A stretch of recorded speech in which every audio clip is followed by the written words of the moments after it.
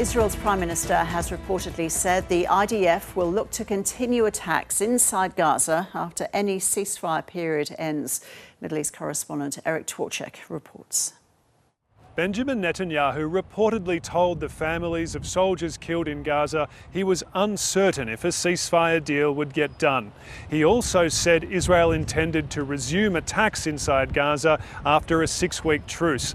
That's despite the US Secretary of State Antony Blinken saying Mr. Netanyahu had agreed to a US-sponsored bridging proposal, which sets out the steps to end the fighting in Gaza. Hamas has already called the proposal essentially an Israeli deal, which incorporates conditions imposed by Israel which it cannot accept.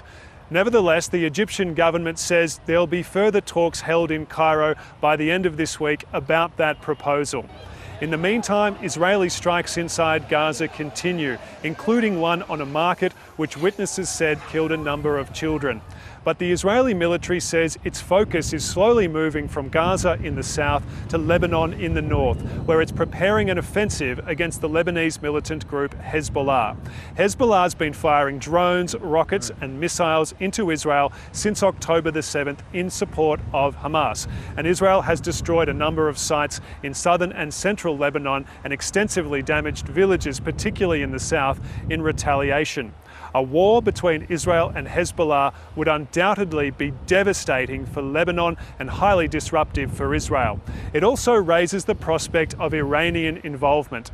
Iran has said it may wait a long time to retaliate for Israel's presumed killing of a Hamas leader, Ismail Haniyeh, who was visiting Tehran a few weeks ago.